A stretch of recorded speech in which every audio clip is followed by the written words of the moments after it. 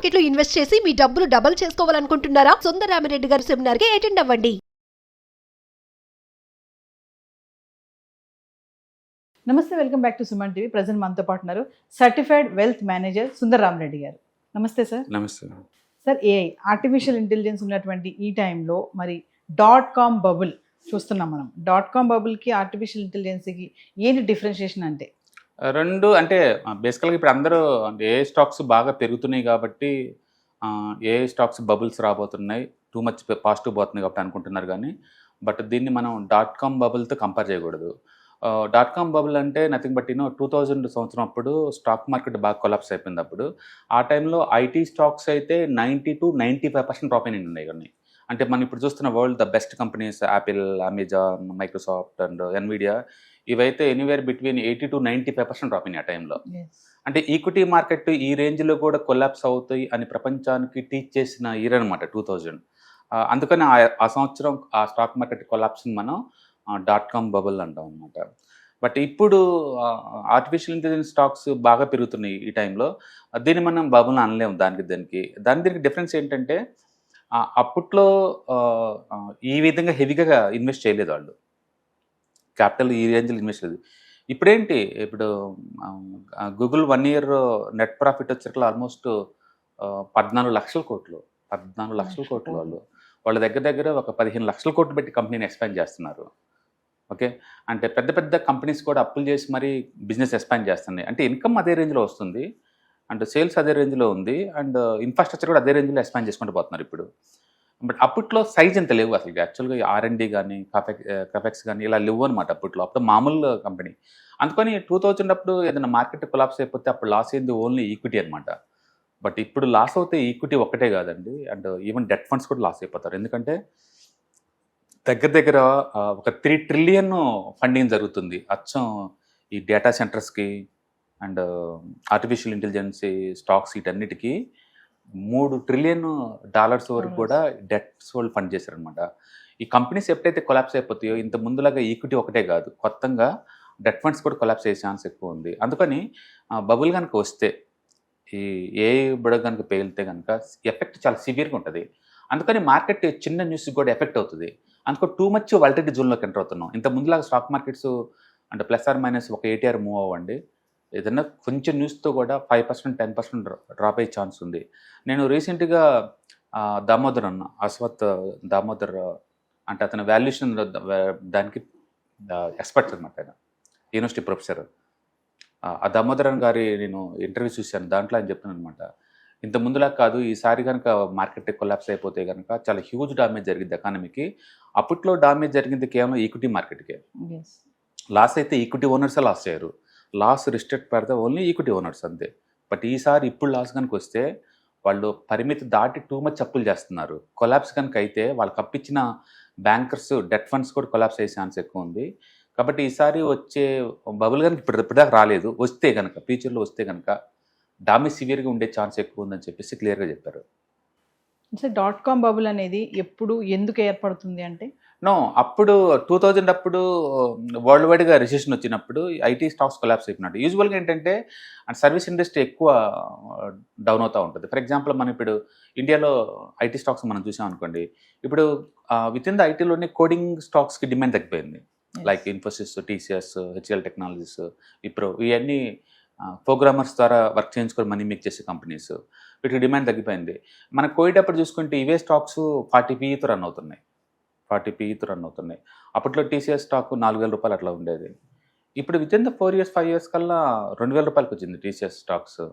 14 PE దొరుకుతున్నాయి. అంటే ఒక లీడర్షిప్ ఉన్న ఇండియాలో లీడర్షిప్ ఉన్న ఐటీ కంపెనీస్ సింగిల్ డిజిట్ దగ్గరలో ఉన్నాయి. అండ్ డైరెక్ట్గా స్టాక్స్ అన్నీ లేదు, 5 years లోడ్ నుంచి 10 years లోకి వెళ్ళిపోయింది. దాని మీనింగ్ ఏంటంటే లీడర్షిప్ ఉన్నా సరే స్టాక్స్ కొలాప్స్ అవుతాయి అంటే క్లాసిక్ ఎగ్జాంపుల్ ఈ రోజులు కూడా. ఇదే 2000లో వచ్చేసరికి ఏంటంటే లిటరల్లీ 90% డ్రాప్ అయినాయి. 2000లో ఇలా 50 కాదు, 90% డ్రాప్ అయినాయి అప్పట్లో స్టాక్స్ మొత్తం అనమాట. అంటే ఒక పెసిమిస్టిక్ ఎన్విరాన్మెంట్ వచ్చినప్పుడు ఒక సెక్టార్ మీద కొలాప్స్ బీన్ అవుతుంది అనమాట, దానికోటి స్పీడ్గా డౌన్ అవుతాయి. ఇప్పుడు అదే ఐటీ అంటే ఇప్పుడు నాట్ ఓన్లీ కోడింగ్ కాదు కదా, ఇన్ఫ్రాస్ట్రక్చర్స్ ఉన్నాయి, చిప్ మ్యానుఫ్యాక్చరింగ్ ఉన్నాయి, సెమీ కండక్టర్స్ ఉన్నాయి, అండ్ క్లౌడ్ ఉంది, అండ్ ఏఐ స్టాక్స్ ఉన్నాయి. ఈ మొత్తం ఉన్నాయి. ఇంత ముందులాగా అచ్చం ప్రోగ్రామింగ్ కాదు, అంత మించి ఉన్నాయి ఇప్పుడు. అందుకని ఇప్పుడు ఫుల్ డైవర్సిఫై ఉన్నాయి అండ్ ఇన్కమ్ నిజంగా జనరేట్ అవుతుంది అండ్ ప్రపంచ ఆర్థిక వ్యవస్థ చాలా స్ట్రాంగ్గా ఉంది. పర్టికులర్ అమెరికన్ ఎకానమీ హైయెస్ట్లో రన్ అవుతుంది. మనం మాట్లాడుకునే ఎన్విడియా కావచ్చు, లేదా ఫేస్బుక్ కావచ్చు, ట్విట్టర్ కావచ్చు, ఇవన్నీ కూడా వాటి ఇన్కమ్స్ టూ మచ్ పెరుగుతున్నాయి. కంపెనీ ఎక్స్పాన్షన్ కూడా అదే అవుతున్నాయి. కాబట్టి హ్యూమన్ చరిత్రలో ఇంత పెద్ద ఎక్స్పాన్షన్ ఇంతవరకు చేసిన హిస్టరీ లేదు. చాలా ఫాస్ట్గా ఎక్స్పాన్షన్ చేస్తారు. లక్షల కోట్లు అప్పు చేసుకుని మరీ ఎక్స్పాండ్ చేస్తున్నారు. ఇప్పుడు వైజాగ్లో పెట్టి డేటా సెంటర్ 1,00,000 కోట్లు దగ్గర అంటే ఎంత పెద్దదో ఊహించుకోండి ఒక ప్రాజెక్టే. మామూలుగా అయితే మనం అంటే 100 కోట్ల ప్రాజెక్టు, 1000 కోట్ల ప్రాజెక్ట్ అండి. ఇప్పుడు 1,00,000 కోట్ల ప్రాజెక్టులు వచ్చాయి కదా, దాంతో డెట్ కూడా పెరిగిపోతుంది. అందుకని ఇప్పుడు ఫెయిల్ కనుక అయితే, ఇప్పుడు కనుక ఈ ఆర్టిఫిషియల్ ఇంటెలిజెన్స్ స్టాక్స్ కనుక ఫెయిల్ కనుక అయితే ఎంటైర్ ఎకానమీ కొలాప్స్ అయ్యే ఛాన్స్ ఎక్కువ ఉంది. కాబట్టి అమెరికా ఒకటి డౌన్ అవటం కదండి, అమెరికాతో పాటు అన్ని కంట్రీస్ డౌన్ అయ్యే ఛాన్స్ ఉంది. యాక్చువల్గా ఇప్పుడు స్టాక్ మార్కెట్లో ఏవైతే బాగా పరిగెడుతున్నాయో అవన్నీ బికాస్ ఆఫ్ ది ఏ ఎక్కడెక్కడ బాగున్నాయో అక్కడ బాగా మూవ్ అవుతున్నాయి. తైవాన్ కావచ్చు, కొరియా కావచ్చు, చైనా కావచ్చు, అంటే జపాన్ కావచ్చు, అమెరికా కావచ్చు, ఏఐ స్టాక్స్ ఎక్కడెక్కడ ఉన్నాయి పరిగెడతా ఉన్నాయి. కానీ రియల్గా ఫండమెంటల్ వెరీ సౌండ్ ఉన్నాయి. అంటే ఇంకా చెప్పాలంటే ఎన్విడియా కంపెనీ స్టార్టింగ్ నుంచి ఇప్పుడు దాకా చూసుకుంటే చీపెస్ట్ స్టాక్ ఇప్పుడే ఈ రేటు దగ్గరే, ఎందుకంటే లో పీఈ ఉంది. ఒకప్పుడు హై పీఈతో రన్ అవుతుంది. కాబట్టి ట్రెడిషనల్ యాడ్స్టిక్ ప్రకారం అవన్నీ ఫండమెంటల్ వెరీ సౌండ్, వెరీ స్ట్రాంగ్గా ఉన్నాయి. కాబట్టి రేటు పెరిగింది కాబట్టి స్టాక్లు పడతాయని చెప్పలేము. అందుకని ఏఐ స్టాక్స్ అన్నీ బబుల్ జోన్లోకి వచ్చింది మనం చెప్పలేము, ఎందుకంటే ఇన్కమ్ సపోర్ట్ చేస్తున్నాయి కాబట్టి. కానీ వాళ్ళు పెట్టే ఎక్స్పాన్షన్ మాత్రం టూ మచ్ ర్యాపిడిటీ స్పీడ్తో పెడుతున్నారు, పోటీకి ఒకళ్ళు అనమాట. దాంతో మార్కెట్ టూ మచ్ ఫాస్ట్గా మూవ్ అవుతుంది. రీసెంట్గా అంటే స్పేస్ ఎక్స్ మీరు చూసారు కదా, ఆల్మోస్ట్ $3 trillion దగ్గరకు వచ్చేసింది. ప్రాఫిట్ లాస్ మేకింగ్ కంపెనీ అది. మనం లాస్ మేకింగ్ కంపెనీస్ $3 trillion కూడా ఎకానమీ కూడా కమాండ్ చేస్తే మనం ఒకప్పుడు ఊహించలేదు కదా. అంటే చాలా డైనమిక్ ఎన్విరాన్మెంట్లో మనం ఎంటర్ అవుతున్నాం. మోర్ వాలిటిలిటీ గ్రోత్ ఉంటుంది.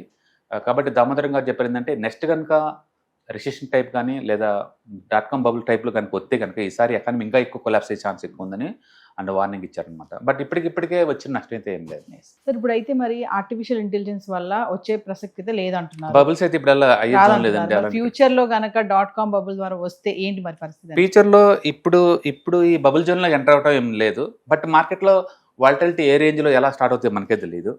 ఎగ్జాంపుల్ మనం ఒక 3 months బ్యాక్ మనం చూసుకుంటే అండ్ సూయజ్ జలసంధిని మూసేస్తారు అనుకోలేదు. ఒక చిన్న కంట్రీ ఇరాన్ అమెరికాని ముప్పు తెప్పలు పెట్టింది అనుకోలేదు. కాబట్టి ఫ్యూచర్లో ఏదైనా సాధ్యం, ఏదైనా జరిగిద్ది. బట్ ప్రస్తుతానికైతే ఎర్నింగ్ సపోర్ట్ చేస్తున్నాయి. ఆల్ ఐటీ కంపెనీస్కి వాటి ఎర్నింగ్ సపోర్ట్ చేస్తున్నాయి. కాబట్టి నియరెస్ట్ ఫ్యూచర్స్లో బబుల్ అయితే వచ్చే ఛాన్స్ లేదు.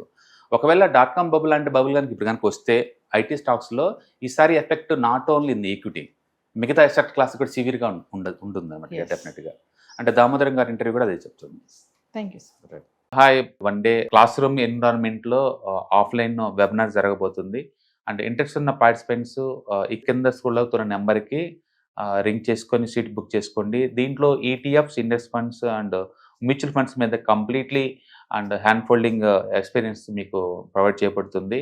దీని ద్వారా ఏంటంటే మనం ఎసెట్స్ని స్టాక్ మార్కెట్లో ఎలా మేనేజ్ చేసుకోవాలి, ఎలా గ్రో చేసుకోవాలి, ఎలా ప్రొటెక్ట్ చేసుకోవాలో అంటే ప్రాక్టికల్గా నేర్చుకుంటారు. కాబట్టి ఇంట్రెస్ట్ ఉన్న పార్టిసిపెంట్స్ కింద స్క్రోల్ అవుతున్న నెంబర్కి పింగ్ చేసి సీటు రిజర్వ్ చేసుకోండి. Thank you.